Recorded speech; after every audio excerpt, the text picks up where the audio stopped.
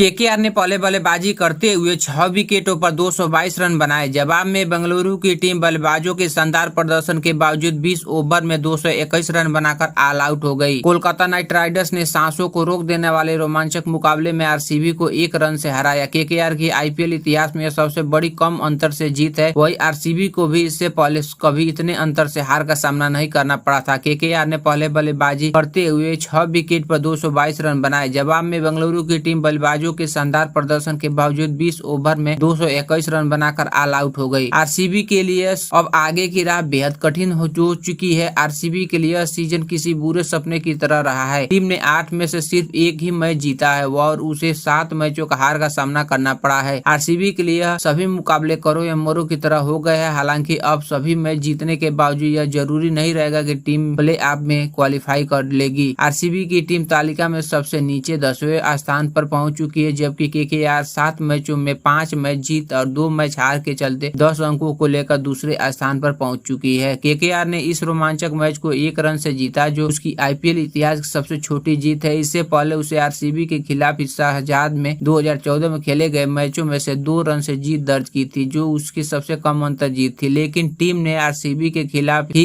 इस रिकॉर्ड को तोड़ा। वही आरसीबी ने भी इस उपलब्धि के नाम कर ली है। आरसीबी T20 क्रिकेट में सबसे ज्यादा रन बनाकर ऑल आउट होने वाली टीम बन गई है। यह 13वीं बार है जब भारत में किसी टीम ने 1 रन से जीत हासिल की है, लेकिन 200 से अधिक रनों के लक्ष्य में यह पहली बार हुआ है। लक्ष्य का पीछा करने उतरी आरसीबी की शुरुआत अच्छी नहीं रही थी और टीम ने महज 35 रन के स्कोर पर अपनी सलामी जोड़ी को विकेट गंवा दिए थे। अच्छी लय में दिख रही कोहली को हर्षित राणा ने ऑल आउट किया।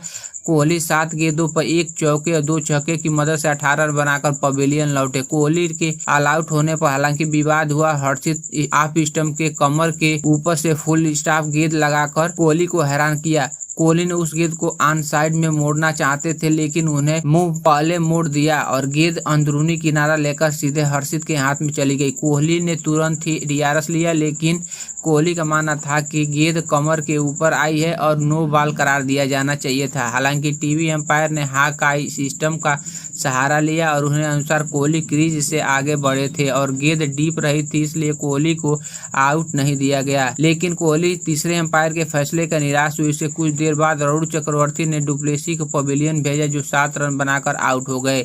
खराब शुरुआतों के बाद बिल जैक्स और रजत पाटीदार ने धुआंधार बल्लेबाजी करते हुए आरसीबी की पारी को संभाला। दोनों बल्लेबाजों ने तेजी से रन बनाने के शुरू किए और केकेआर ने हर गेंदबाजों को विकेट के लिए तरसा दिया। जैक्स को पाटीदार ने तीसरे विकेट के लिए 102 रनों की साझेदारी की। इसी दौरान बिल जैक्स ने आईपीएल करियर का अपना पहला अर्धशतक पूरा किया। जैक्स का आईपीएल यह तीसरा ही मुकाबला था, जबकि इस सीजन का खामोश रहा। पाटीदार का बल्ला भी जमकर बोला और उन्होंने भी अर्धशतक जाड़ा। जैक्स और पाटीदार की तूफानी बल्लेबाजी देखकर लग रहा था कि आरसीबी इस मुकाबले को आसानी से जीत जाएगी, लेकिन रसेल ने पहले जैक्स को आउट कर दिया। इस साझेदारी को तोड़ा। जैक्स ने 32 गेंदों पर 4 चौके और 5 छक्कों की मदद से 55 रन बनाकर आउट हुए। इसके बाद रसेल ने इसी ओवर में रजत पाटीदार को भी अपना शिकार बनाया।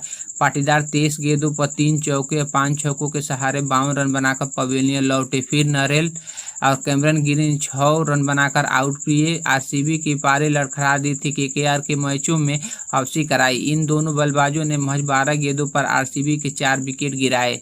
दिनेश कार्तिक आउट होने के बाद लग रहा था कि आरसीबी की मैच हार जाएगी, लेकिन आरसीबी को आखिरी ओवर में जीत के लिए 21 रन बनाने थे। श्रेयस अय्यर ने गेंद आईपीएल के इतिहास के सबसे महंगे खिलाड़ी मिचेल स्टार्क को सौंपी। करण ने स्टार्क के 4 गेंदों पर 3 छक्के जड़े। दिलचस्प बात यह रही कि करण ने इससे पहले आईपीएल में आखिरी बार 2017 में बाउंड्री लगाई थी। करण ने एकदम से मैच का रुख बदल कर रख दिया था और लग रहा था कि स्टार्क जैसे अनुभवी गेंदबाजों पर भारी पड़ेगी, लेकिन स्टार्क ने इसके बाद पहली ही गेंद पर करण को कैच लपकाया, मैच का रोमांचक ही बना दिया। अंतिम गेंद पर आरसीबी ने 3 रन की जरूरत थी और लेकिन लाकी फर्गूसन स्ट्राइक पर थे। लाकी फर्गूसन 2 रन के लिए दौड़े, लेकिन 1 रन पूरा करने के बाद दूसरा रन लेने के चक्कर में रन आउट हो गए।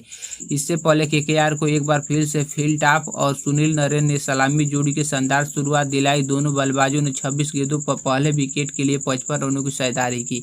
इससे अधिकतर रनों का योगदान साल्ट का था, जो तूफानी बल्लेबाजी कर रहे थे। साल्ट और नरेल नरेल पहला ओवर करने आए सिराज और ओवर में 12 रन जुटाए, लेकिन फील्ड स्टाफ के लाकी फर्गूसन की ओवर में 28 रन निकाले। नरेल और साल्ट 7 पारियों में तीसरी बार 50 से अधिक रनों की साझेदारी करने में सफल है। साल्ट शानदार पारी खेलकर अर्धशतक की ओर बढ़ रहे थे, लेकिन मोहम्मद सिराज ने साल्ट को आउट कर रहे अर्धशतक लगाने से रोका। साल्ट और नरेल की अतीसी पारी के बाद यश दयाल और कैमरन ग्रीन के मैच में आरसीबी को वापसी कराई। साल्ट के आउट होने के कुछ देर बाद ही यश ने नरेल को आउट किया। नरेल इस मैच में लय में नजर आ रहे थे और 15 गेंदों में 10 रन बनाकर आउट हुए। उसके बाद अंगक्रिस्ट रघुवंशी को भी यश दयाल ने पवेलियन भेजा। रघुवंशी ने 3 रन बनाए। वेंकटेश्वर अय्यर ने मैदान पर उतरने के साथ ही कुछ अच्छे शॉट लगाए थे, लेकिन 3 चौके लगाए, लेकिन कैमरन ग्रीन लोकरो के हाथों में कैच कराकर उनकी पारी को अंत किया। वेंकटेश ने 8 गेंदों पर 16 रन बनाकर इस तरह से समय केकेआर की पारी पूरी लड़खड़ाई दिखी। टीम ने 97 रन पर 4 विकेट गंवा दिया था। अच्छी शुरुआत के बाद मिचेल स्टार्क को केकेआर को श्रेयस अय्यर ने संभाला। उन्हें रिंकू सिंह के साथ मिलकर 5वें विकेट के लिए 40 रनों की साझेदारी की। लगातार झटके लगने के केकेआर की रन गति बहुत ज्यादा स्लो हो गई थी। ज्यादा टीम ने पावर प्ले में 12.5 के रन रेट से रन बनाए। वही मध्य ओवरों में उनका रन रेट 8.22 पहुंच गया था। श्रेयस अय्यर ने इस दौरान धीमी बल्लेबाजी की, लेकिन बीच बीच में हाथ खोले। रिंकू के साथ उनकी साझेदारी लाकी फर्गूसन ने तोड़ा। रिंकू सिंह ने 16 गेंदों पर 24 रन बनाकर पवेलियन लौटे। हालांकि श्रेयस ने अपनी पारी के बढ़ाते हुए उन्होंने मौजूदा आईपीएल का अपना पहला अर्धशतक जड़ा। 50 लगाने के बाद श्रेयस ने ज्यादा देर अपनी पारी के आगे नहीं बढ़ा पाए और बड़ा शॉट के चक्कर में अपना विकेट गंवा बैठे। श्रेयस ने ग्रीन को आउट किया। श्रेयस ने 36 गेंदों पर 7 चौके और 1 छक्के की मदद से 50 रन बनाए। जब श्रेयस का विकेट गिरा तब केकेआर के 200 रन पूरे हो चुके थे। श्रेयस के आउट होने के बाद क्रीज पर रमनदीप सिंह उतरे और उन्हें 19वां ओवर डालने आए। मोहम्मद सिराज की पहली गेंदों पर 2 गेंदों पर छक्का लगाया और तीसरी गेंद पर चौके के लिए भेज दिया। रमनदीप आंद्रे रसेल सिराज के इस ओवर में 20 रन निकाले। आखिरी ओवर में पहली 2 गेंदों पर रसेल ने चौका लगाया, जबकि रमनदीप ने अंतिम गेंदों पर चौका जड़ा, जिससे केकेआर आरसीबी के सामने मजबूत पक्ष दिख रहा था।